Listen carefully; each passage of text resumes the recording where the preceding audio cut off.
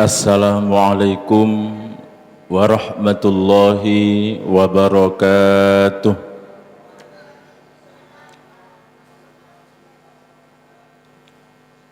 Alhamdulillah, alhamdulillahilladzi waffaqa wa a'an wa huwal musta'an wa alaihi tuklan.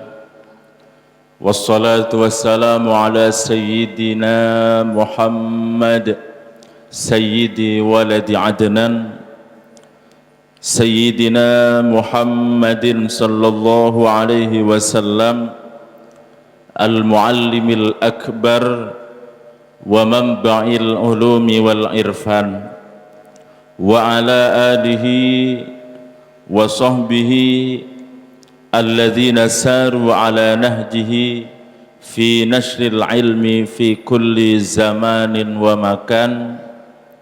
Salatan wa salaman daimaini bidawamil malikid dayyan. Subhanaka la ilma lana illa ma 'allamtana innaka antal alimul hakim. Rabbi shrah li sadri wa yassir li amri wahlul 'uqdatam min lisani yafqahu qawli, amma ba'du. Para hadirin, para hadirat, para jamaah Masjid Al-Falah Gembong yang dimuliakan Allah Subhanahu wa taala.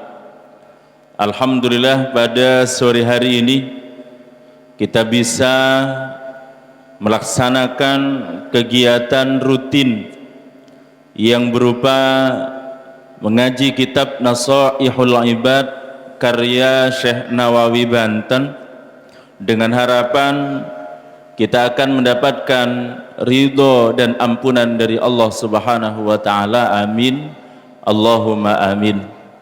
Untuk menyingkat waktu, baik, langsung kita mulai. Untuk materi pada sore hari ini adalah maqalah yang ke-19 sampai ke-22. Bismillahirrahmanirrahim. Wal maqalatu tasi'ata asyarata. Adapun maqalah yang ke-19, wuhiya ila ba'dil anbiya, diwahyukan kepada sebagian para nabi. Ati'ni fima amartuka, ati'ni, taatlah engkau, fima, dalam hal-hal, amartuka, yang aku perintahkan kepadamu. Wala ta'sini, dan jangan kau bermaksiat kepadaku, fima nasahtuka, dalam hal-hal yang aku nasihati engkau. Ai fima da'autuka ila ma fihi shalah, yang diperintahkan oleh Allah untuk taat itu adalah setiap sesuatu yang diajak oleh Allah, dan tentunya ila ma fihi shalah, setiap sesuatu yang mengandung kebaikan dan kebagusan yang akan kembali kepada kita sendiri. Wa nahaituka, dan aku larang engkau untuk melakukan amma fihil fasadu, setiap sesuatu yang mengandung kerusakan-kerusakan. Maqalah yang ke-19 ini adalah memotivasi kita untuk taat kepada Allah Subhanahu wa taala. Pentingnya taat kepada Allah Subhanahu wa taala. Yang dimaksud taat dalam maqalah ini adalah al-qiyam bi furudillahi ta'ala wal ijtinabu limaharimihi wal wukuf inda hududihi. Imam Al-Ghazali dalam kitab Mukasyafatul Qulub, ketika memberikan pengertian apa itu taat, beliau menyampaikan taat itu adalah melakukan kewajiban-kewajiban kepada Allah dan menjauhi larangan-larangan Allah, dan selalu memperhatikan aturan-aturan Allah. Itu namanya taat. Allah memberikan wahyu kepada sebagian para nabi, isinya adalah taatlah engkau kepadaku setiap sesuatu yang aku perintahkan, karena yang aku perintahkan itu pasti akan mengandung kebaikan-kebaikan, akan mengandung kemaslahatan-kemaslahatan yang akan kembali kepada orang yang melakukannya. Allah tidak butuh kepada ketaatan kita, tapi apa yang akan kita lakukan yang berupa taat atau ibadah kepada Allah itu pasti akan mengandung hikmah, akan mengandung kebaikan-kebaikan dan maslahah kepada diri kita sendiri. Imam Ibn Rajab Al-Hambali ketika menjelaskan dari beberapa hikmah-hikmah taat kepada Allah Subhanahu wa taala, beliau menyebutkan kewajiban apa saja yang diberikan oleh Allah kepada kita, baik itu berupa jihad, berperang, membela agama Allah, kemudian sholat, puasa, haji, dan amal-amal yang lain. Wa in kanal maqsudul a'zam minha naila ridallah, walaupun kita maksudul a'zam dari ibadah-ibadah itu ingin mendapatkan ridhonya Allah, ingin dekat dengan Allah, ingin mendapatkan pahala dari Allah, dan bisa kita berbuat baik kepada Allah, bisa bersikap dengan baik kepada Allah, walaupun tujuan utamanya itu, tetapi pasti itu semuanya akan ada hikmahnya yang akan kembali kepada kita. Di antaranya adalah sihatan lil abdan, akan menyebabkan badan kita akan menjadi sehat, wa tamrinan laha, dan akan melatih diri kita, dan tentunya banyak sekali kemaslahatan-kemaslahatan yang akan kita dapatkan. Kita ambil satu saja, bahwa Allah mensyariatkan puasa. Kalau dalam kitab An-Nasaihud Diniyahnya Syekh Al-Habib Abdullah bin Alawi Al-Haddad ada dua. Yang pertama adalah tahdzibun nafsih, adalah untuk melatih diri kita bisa bersyukur kepada Allah Subhanahu wa taala, bisa merasakan apa yang dirasakan oleh orang-orang yang tidak punya, sehingga kita akan terpanggil untuk membantu saudara-saudara kita yang tidak punya. Juga termasuk hikmah dari puasa yang dilakukan menurut Al-Habib Abdullah bin Alawi Al-Haddad adalah tad'ifu syahawatiha, adalah untuk melemahkan syahwat-syahwat dari diri kita. Karena ketika puasa, maka insya Allah syahwat itu akan berkurang. Ada orang bertanya, Ustaz, biasanya kita sering mendengar ketika musim-musim nikah itu biasanya sering hadis yang disampaikan adalah ya ma'syarus syabab man istata'a minkumul ba'ah falyatazawwaj, kan begitu. Apabila tidak mampu kan disarankan untuk berpuasa. Justru ini Ustaz, walaupun ketika puasa justru syahwatnya meledak-ledak, syahwatnya bertambah parah. Ternyata ada catatan-catatan yang tidak disampaikan. Puasa itu bisa melemahkan syahwat apabila menjadi kebiasaan. Kalau di awal-awal, Ustaz, ini saya sudah puasa, tapi syahwat saya kok masih tambah parah ini, bukan malah lemah, itu memang fi mabda'il amri tidak akan berpengaruh apa-apa. Tapi ketika ini sudah menjadi adatan lahu, sudah berkali-kali, sudah menjadi kebiasaan, maka insya Allah puasa itu akan melemahkan syahwat kita. Jawaban yang kedua, kenapa kok syahwat kita tidak lemah? Karena justru kita sebetulnya tidak puasa sesuai yang disyariatkan. Orang yang berpuasa sesuai dengan adab-adab berpuasa, diantaranya adalah alla yuksirat ta'ama fil lail, ketika berbuka puasa di malam harinya tidak banyak makan, maka baru itu akan berhasil tujuan yang berupa tad'ifus syahwah atau melemahkan syahwat.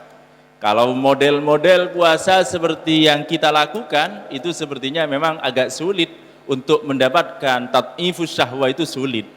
Karena memang kita bukanya saja sudah luar biasa banyaknya. Ditambah nanti setelah tarawih makan lagi, nanti sahurnya juga tambah banyak yang kita makan, maka hikmah dari puasa yang seharusnya kita dapatkan itu tidak bisa kita dapatkan. Tapi kalau versinya Syekh Abdullah Al-Haddad itu justru ini adalah ghururun yaghtarru biha, merupakan mimakaidis syaiton, adalah tipu daya setan agar kita terhalang mim barakatis saum, dari barokahnya berpuasa. Akhirnya ayo makan, enggak apa-apa, kamu kan besok mau puasa, besok kan enggak bisa, makan saja, eman, mubadir, makan semua. Akhirnya kita tidak bisa mendapatkan hikmah disyariatkannya puasa itu. Kembali kepada materi awal bahwa semua perintah Allah, perintah-perintah Allah, ibadah-ibadah yang diperintahkan kepada kita pasti akan mengandung hikmah, pasti akan mengandung kemaslahatan yang kembali kepada diri kita, belum ditinjau dari sisi kesehatan. Coba kalau kita lihat, kita berbuka puasa sangat banyak sekali, umpama setelah berbuka puasa kita langsung tidur, tidak usah tarawih kira-kira, maka insya Allah ini akan jadi penyakit semua. Mungkin kalau yang masih muda tidak terlalu parah dan tidak akan terlalu terasa. Tapi kalau yang sudah sepuh-sepuh biasanya makan banyak, setelah makan banyak langsung tidur-tiduran, langsung bangun nanti sahur, maka insya Allah ini tidak akan lama, ya, akan jadi penyakit semuanya.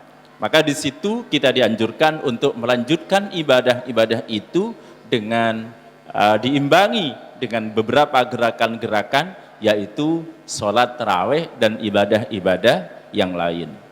Kemudian Allah melarang kita untuk bermaksiat. Setiap sesuatu yang dilarang oleh Allah jangan dilakukan. Kenapa? Karena di situ akan ada mafsadah yang akan kembali kepada diri kita. Kita dilarang untuk makan ini, pasti ada hikmahnya. Kita dilarang untuk makan makanan yang diharamkan oleh Allah, dilarang untuk mengkonsumsi sesuatu yang memabukkan karena bahayanya luar biasa. Kita dilarang oleh Allah untuk berpacaran karena ini efeknya luar biasa. Mungkin di awal-awal hanya bertemu, di awal-awal cuma goncengan, tapi pada akhirnya ini akan lebih parah dan terus seperti itu. Allah melarang seperti itu karena akan ada mafsadah atau ada kerusakan-kerusakan, hal-hal dampak negatif yang akan diterima oleh pelakunya sendiri. Kemudian kesimpulannya adalah kata Imam Ibn Rajab Al-Hambali, fa inna jami'asy syara'i tarji'u ila salahil qalbi war ruh, karena semua syariat yang diperintahkan oleh Allah itu pasti akan mengandung maslahah kepada diri kita sendiri, dan setiap larangan Allah pasti akan berdampak negatif kepada diri kita, baik di dunia ataupun di akhirat.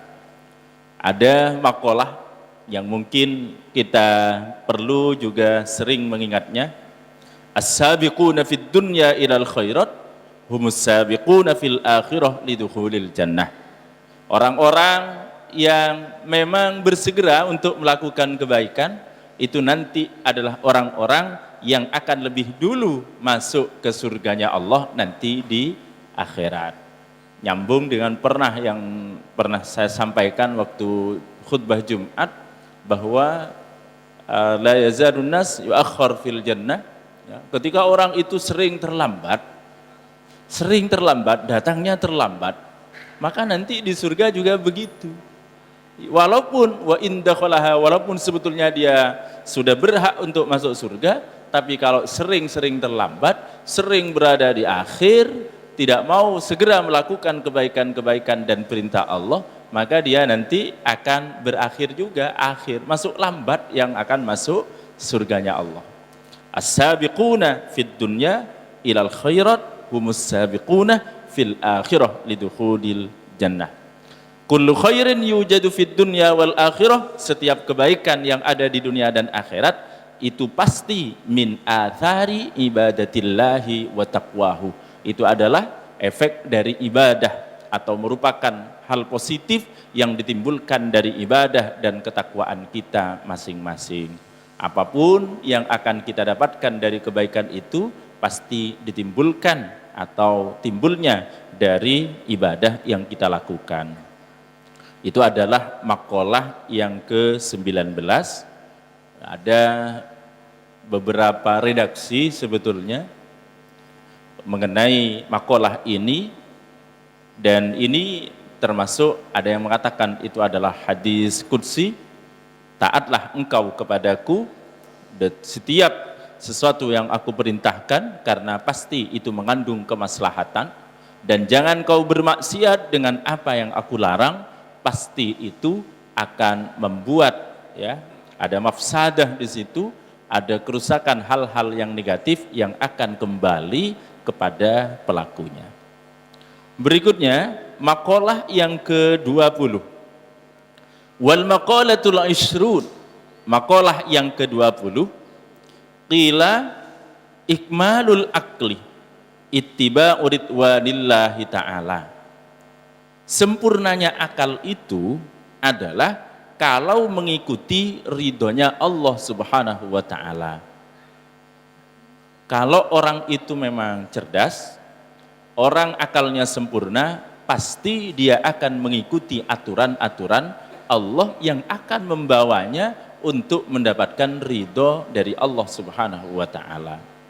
Wajtinabu sukhtihi, dan menghindari sesuatu yang akan menyebabkan murkanya Allah Subhanahu wa ta'ala. Itu kalau memang orangnya betul-betul punya akal. Sehingga mafhum dari maqalah ini kebalikan atau mafhum mukhalafah dari ikmalul aqli ittiba'u ridwanillahi ta'ala wajtinabu sukhtihi, berarti orang yang tidak mau mengikuti aturan-aturan Allah yang akan menyebabkan kita mendapat ridhonya dan menjauhi larangan-larangan Allah yang akan menyebabkan murkanya Allah, itu berarti akalnya tidak sempurna.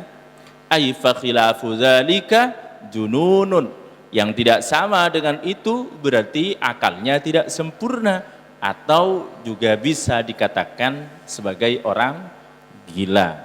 Fa khilafu dzalika jununun. Karena sebetulnya begini, kita kadang mintanya banyak dari Allah, mintanya luar biasa kepada Allah, tapi justru kita ibadahnya sedikit. Mintanya luar biasa kepada Allah, minta ini, minta itu, minta rizki yang banyak, tapi ternyata ibadahnya kita sedikit. Seharusnya ibadah kita itu diimbangi dengan permintaan kita. Minta banyak, seharusnya kita ibadahnya juga yang banyak. Itu kalau akalnya sempurna. Kalau akalnya tidak sempurna, beda. Mintanya banyak, tapi yang akan kita berikan ternyata sedikit, ibadah kita sedikit. Seharusnya kita curiga, ketika kita ibadahnya sedikit, tapi dikasih yang banyak sekali, bahkan mungkin kita jarang beribadah, ini seharusnya curiga, ada apa ini? Padahal saya ibadahnya sedikit, sholatnya juga jarang-jarang, tapi dikasih luar biasa oleh Allah.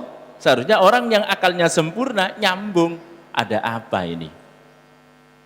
Berhubung akal kita tidak sempurna, ya terus saja merasa nyaman dengan nikmat-nikmat yang diberikan oleh Allah yang banyak, padahal kita ibadahnya sedikit. Kita minta kepada Allah, ya Allah rizki yang halal, barokah banyak ya Allah, tapi ternyata ibadah kita minim. Sama dengan begini, kita minta sesuatu yang bagus, kita mau membeli sesuatu yang mahal, ternyata orangnya minta cuma harga yang sangat murah.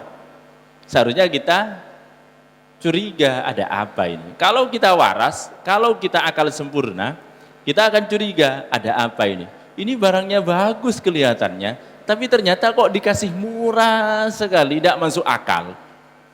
Seharusnya kalau kita cerdas, ada apa? Kan begitu. Banyak diberikan nikmat oleh Allah, tapi ternyata ibadah kita sangat sedikit. Seharusnya kita curiga ada apa. Jangan-jangan ini adalah istidraj. Jangan-jangan ini adalah hukuman dari Allah Subhanahu wa taala. Karena ada hadis begini, idza ra'aitallaha 'abdan, apabila kau melihat Allah itu memberikan sesuatu kepada seseorang, ala ma yuhib, setiap sesuatu yang diinginkan diberikan oleh Allah, padahal orang tersebut musirrun alal maksiyah, terus bermaksiat kepada Allah, ibadahnya jarang, maksiatnya banyak, maka ketahuilah bahwa itu adalah istidraj, merupakan siksaan dari Allah Subhanahu wa taala. Kemudian Rasulullah membaca sanastadrijuhum min haitsu la ya'lamun. Sanastadrijuhum min haitsu la ya'lamun wa umli lahum inna kaidi matin. Kemudian nyambung dengan makalah yang lain, ada yang mengatakan ini adalah hadis tuba liman kana aqluhu amiran wa hawahu asiran. Sangat beruntung sekali orang yang akalnya itu adalah jadi pemimpin, sedangkan hawa nafsunya itu menjadi tawanan. Artinya bagaimana? Akalnya bisa mempengaruhi kepada hawa nafsunya. Hawa nafsunya bisa diarahkan oleh akalnya, tidak sebaliknya. Ada juga al-kayyis man dana nafsahu wa amila lima ba'dal maut, bahwa orang yang cerdas itu adalah orang yang bisa melihat dirinya sendiri, introspeksi dirinya sendiri, dan bisa beramal untuk kebaikan-kebaikan yang nantinya akan bermanfaat nanti ketika dia sudah meninggal. Sebaliknya, orang yang lemah adalah orang yang hanya mengikuti hawa nafsunya. Sekali lagi, untuk makalah yang ke-20 ini menyebutkan bahwa orang yang akalnya sempurna adalah orang yang bisa mengikuti aturan-aturan Allah. Kalau kita mengikuti aturan-aturan Allah, kita insya Allah akan mendapatkan ridhonya Allah dan bisa menjauhi larangan-larangan Allah yang nantinya akan menyebabkan Allah murka kepada kita kalau kita melakukan larangan-larangan tersebut. Berikutnya makalah yang ke-21, berarti makalah yang ke-19 dan makalah yang ke-20 ini mengarahkan kita atau memotivasi kita untuk selalu mengikuti aturan Allah atau bertakwa kepada Allah, melaksanakan perintah-perintah Allah dan juga menjauhi larangan-larangan Allah. Sedangkan makalah yang ke-21 ya, ini menunjukkan atau menjelaskan tentang keutamaan orang yang berilmu. Wal maqalah al-hadiyatu wal ishrun, maqalah yang ke-21, qila dikatakan la ghurbata lil fadil wala watana lil jahil, tidak ada istilah asing bagi orang yang berilmu dan tidak akan menemukan tempat yang nyaman bagi orang yang bodoh, atau istilahnya waton itu tanah air. Orang yang bodoh itu tidak akan punya tanah air. Maksudnya begini, al-muttasib bil ilmi wal amal kana mukarraman mu'azzaman indan nas fi ayyi baladin kana. Kalau orang yang punya ilmu bisa mengamalkan ilmunya, maka orang yang seperti itu nanti akan dimuliakan, akan diagungkan oleh orang. Fi ayyi baladin kana, dimanapun dia berada, fakana kullu baladin indahu watanan, maka setiap tempat yang ia datangi, yang ia berada, itu akan menjadi nyaman kepadanya, walau kana ghariban, walaupun orang itu sebetulnya orang baru. Sebaliknya, orang yang bodoh, walaupun dia sudah lama di tempat tersebut, merupakan kampung halamannya, tapi karena dia bodoh, seakan-akan dia akan menjadi orang yang asing. Hampir sama dengan yang disampaikan dalam kitab Ta'limul Muta'allim. Dalam kitab Ta'limul Muta'allim dijelaskan bahwa orang yang alim walaupun dia sudah meninggal, maka dia dianggap seperti orang yang masih hidup. Sebaliknya orang yang bodoh, wa in kanu ahya, walaupun mereka dalam kondisi masih hidup, maka dia dianggap sebagai orang yang sudah meninggal. Artinya sudah tidak dianggap oleh orang. Tapi kalau orang yang berilmu, beramal, maka insya Allah walaupun dia sudah meninggal akan terus dibaca kebaikannya oleh orang, akan diceritakan kebaikannya oleh orang. Seperti semisal begini, kalau dulu itu akan diceritakan semuanya. Umpama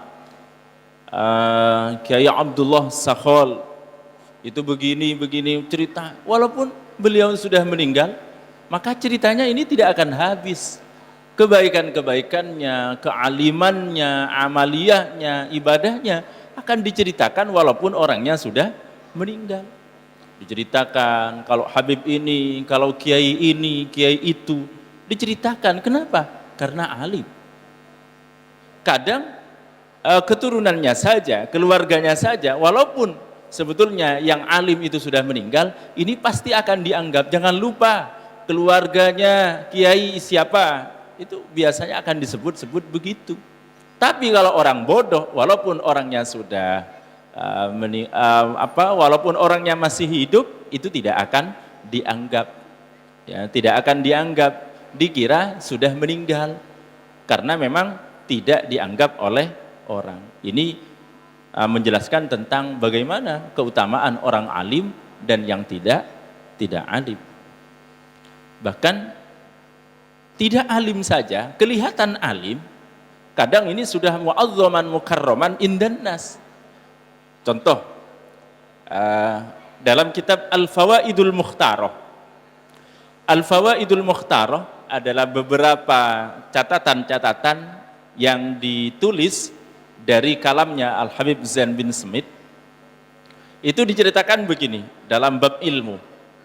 Ada seorang yang memang sepertinya gayanya itu adalah gaya orang alim. Gayanya gaya orang alim. Mungkin pakai jubah, pakai surban, selalu seperti ulama. Dia baru datang ke satu tempat. Dan ternyata masyarakatnya menganggap orang ini adalah orang yang alim.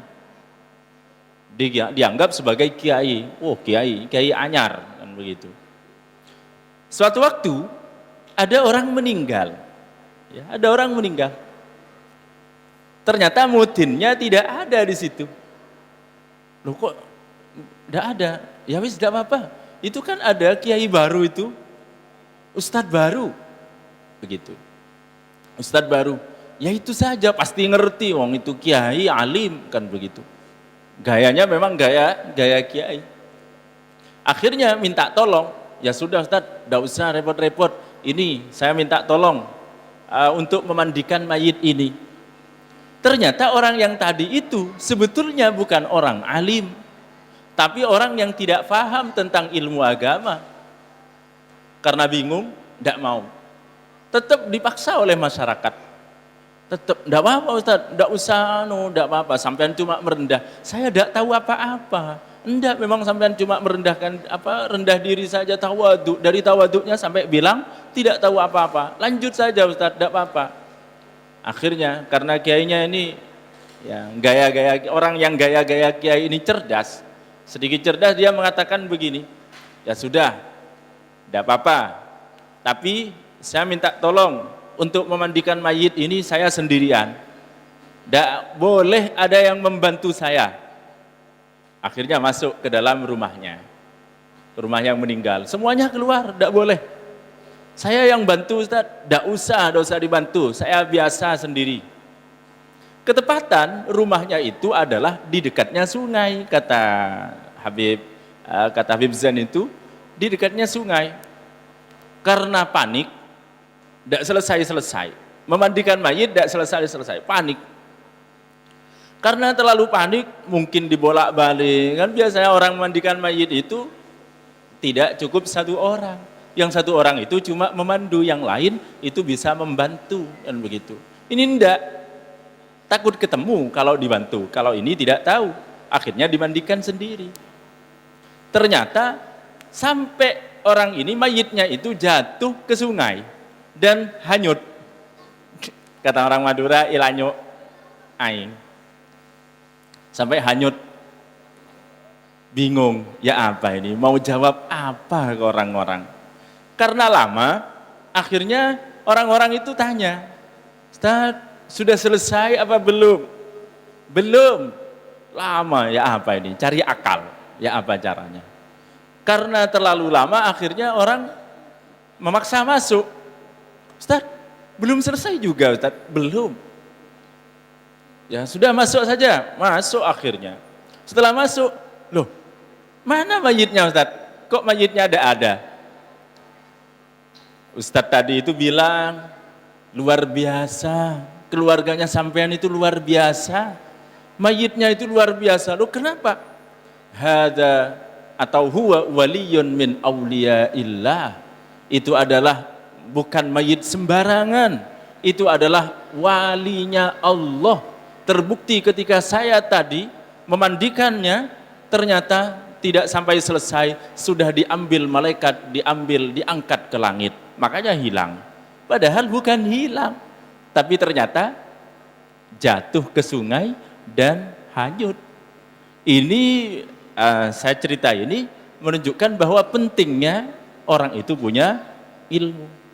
Dan orang yang tidak punya ilmu, sebetulnya dia tidak punya ilmu, karena gaya-gayanya kiai saja sudah mukarroman, muazzaman indanas, apalagi nanti umpama dia sudah punya ilmu. Dalam makalah yang ke-21 itu disebutkan tidak ada istilah tempat asing bagi orang yang berilmu dan beramal, pasti semuanya akan nyaman menurutnya karena dia akan diagungkan dan dimuliakan oleh orang lain. Sebaliknya, tidak akan merasa nyaman bagi orang yang bodoh, karena orang yang bodoh walaupun itu adalah orang-orang yang terdekat, karena dia tidak punya ilmu maka dianggap sebagai orang asing, bahkan dikatakan oleh syair bahwa dia dianggap sudah meninggal walaupun masih hidup. Itu adalah makalah yang ke-21. Banyak sekali sebetulnya mengenai keutamaan orang alim yang agak cerita-cerita model-model seperti itu yang diceritakan dalam kitab Al-Fawaidul Mukhtarah Lisaliki Thoriqil Akhirah. Kemudian makalah yang ke-22, wal maqalah ats-tsaniyah wal 'ishrun. Makalah yang ke-22, kila dikatakan, man kana bitta'ati indallahi qariban kana bainan nasi ghariban. Barang siapa yang dengan dia taat kepada Allah, ya, bitta'ati indallahi qariban, sehingga dia dekat dengan Allah, kana bainan nasi ghariban, maka dia akan merasa asing di antara orang lain karena sudah fokus dengan Allah. Memang kelihatannya apa ya? Orang yang memang sudah asik dengan Allah, maka tentunya dia sudah tidak nyaman atau dia akan berkurang interaksinya dengan orang lain. Karena sudah nyaman dengan komunikasi, dengan interaksi dengan Allah sudah nyaman, akhirnya dia dengan orang lain sudah tidak senyaman ketika dengan Allah. Ini terbukti dengan apa yang dilakukan oleh Rasulullah ketika di bulan Ramadan, khususnya di akhir 10 terakhir dari bulan Ramadan. Rasulullah itu memang Rasulullah itu tidak banyak bergaul dengan para sahabat, termasuk dengan para istrinya, karena sudah merasa nyaman.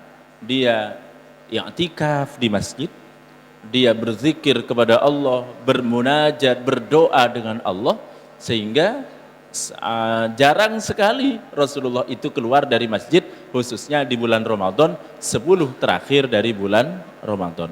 Karena sudah merasa nyaman dengan Allah. Kenapa kok masih mau bergaul dengan orang? Karena sudah merasa nyaman. Itu juga disebutkan dalam beberapa keutamaan iktikaf. Karena orang iktikaf itu tujuannya, niatnya adalah biar dia bermunajat dengan Allah Subhanahu wa taala dan dia tidak banyak berinteraksi dengan orang lain, karena bisa jadi ketika dia berinteraksi dengan orang lain bisa melakukan hal-hal yang dilarang dalam berpuasa. Makanya orang yang berpuasa itu disunnahkan untuk banyak untuk melaksanakan iktikaf di masjid. Ai man ista'nasa bi ishtighali ta'atillahi ta'ala shara mustawhishan 'anil nas. Barang siapa yang sudah merasa senang dengan sibuk taat kepada Allah Subhanahu wa taala, shara mustawhishan 'anil nas, maka dia nanti akan merasa kurang nyaman ketika bersama dengan orang lain. Ya, sama seperti tadi. Makanya orang-orang atau para wali itu biasanya termasuk Rasulullah Shallallahu Alaihi Wasallam itu sampai yatahannas, beliau itu kalau bahasa kita mungkin bertapa fi ghari Hira'in, di gua Hira, tujuannya adalah ingin bermunajat kepada Allah Subhanahu wa taala. Kemudian ketika beliau sudah diutus menjadi rasul, menjadi nabi, beliau banyak menghabiskan di waktu bulan Ramadan itu untuk beriktikaf, untuk beribadah kepada Allah. Justru kalau kita mungkin lebih asik berinteraksi dengan sesama manusia daripada kita bermunajat kepada Allah. Sudah maghrib? Oh iya. Mohon maaf, mungkin cukup. Sebelum ditutup ada makalah dari sebagian ulama, dikatakan kalau sampean baca Al-Quran itu sampai berapa?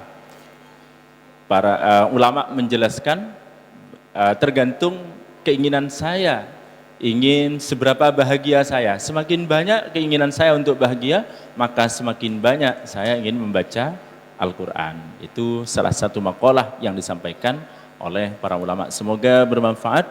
Hadanallahu wa iyyakum ajmain. Assalamualaikum warahmatullahi wabarakatuh.